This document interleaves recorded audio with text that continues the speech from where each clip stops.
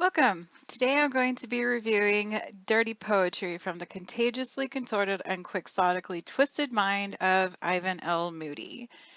So,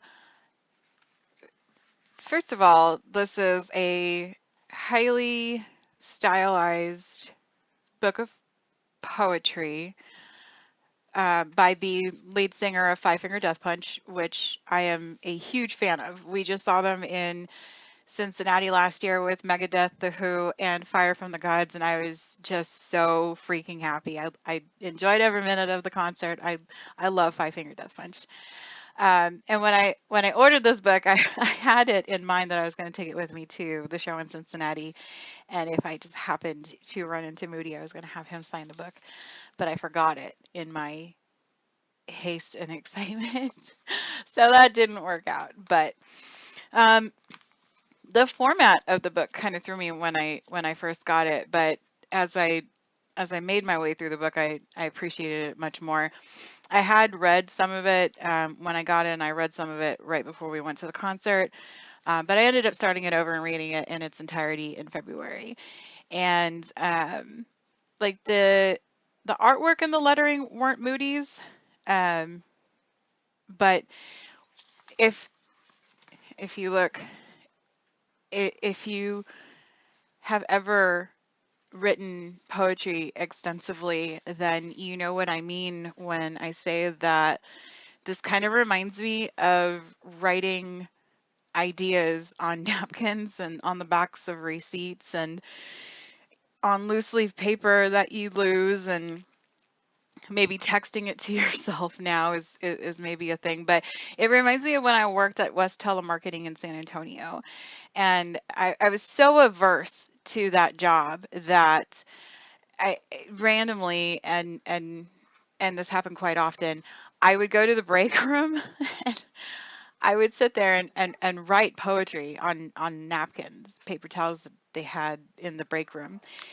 Why did I sit there instead of just leaving? Well, I was young. I was 18, maybe 17, 18. I don't know how old I was. And I was ashamed that I was skipping work, and I didn't want anybody to know. I didn't want my boyfriend to know. I didn't want my parents to know. So I sat in the break room and I wrote poetry with earbuds in my ear, listening to, I don't know what I was listening to at the time. Shine Down, possibly Puddle of Mud, Audio Slave, probably Linkin Park. But I would sit there and I'd write poetry, and it would be on napkins, and then later I would transcribe it to um, either paper that I would keep, or I would write the actual poem and then go post it at All Poetry. I think I was at All Poetry at that time. Speaking of All Poetry, the title itself, Dirty Poetry, reminds me of a format that they use there a lot called Dirty Pretty, and I think it has a lot to do with creating pictures or um, creating emphasis on certain words. They use a lot of punctuation in Dirty Pretty, which is not what Ivan Moody does. But anyway, I birdwalk.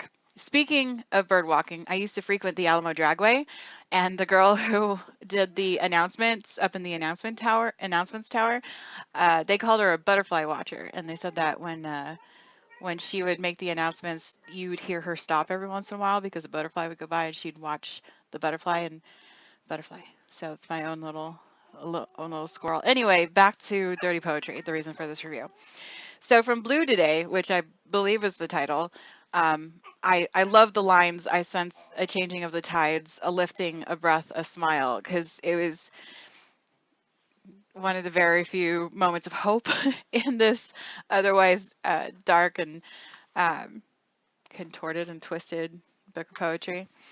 Um, and I think the one that hit me the most was possibly the least poetic, which was Jimmy Cracked Out.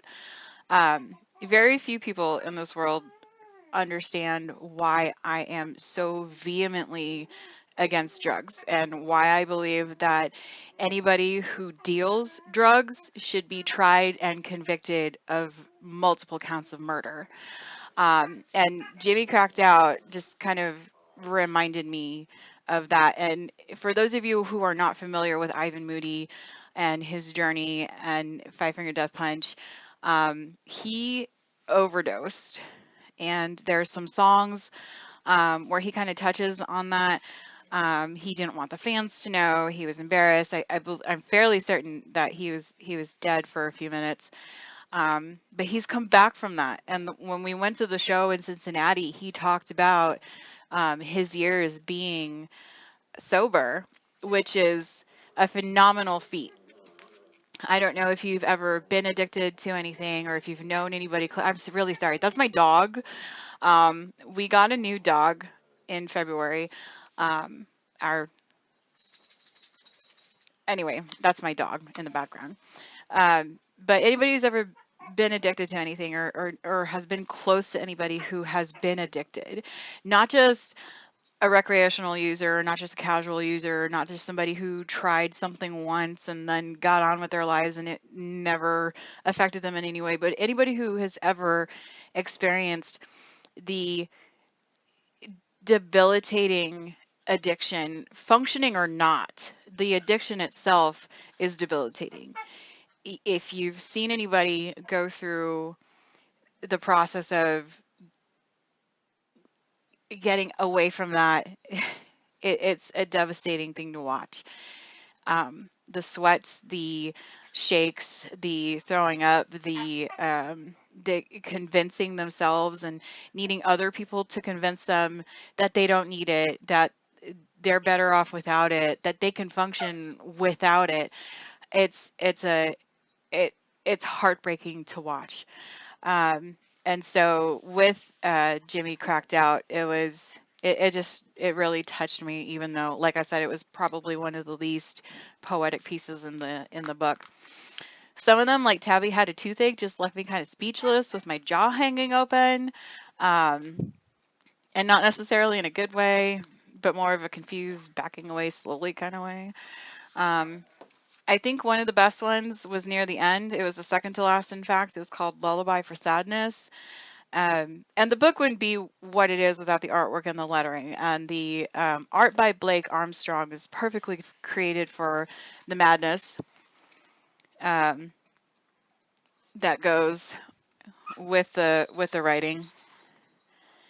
And the lettering by Andy C. Fellows kind of lends to the fractured mind of the author. And you can almost see the lines being written on napkins, receipts, dollar bills, and you can imagine it mimicking the type of writing that was included by Fellows. I mean, was it my favorite book of poetry by a rock star? Not quite. But it was still really, really awesome. I enjoyed the writing. I enjoyed the pictures. I enjoyed the stylized lettering, and it says on the front that it's volume one. And so, will I buy any subsequent volumes? Yes, I most definitely will be buying subsequent volumes. But that is it. That's my review for this, my short review for Short Book of Poetry. And thank you so much for watching.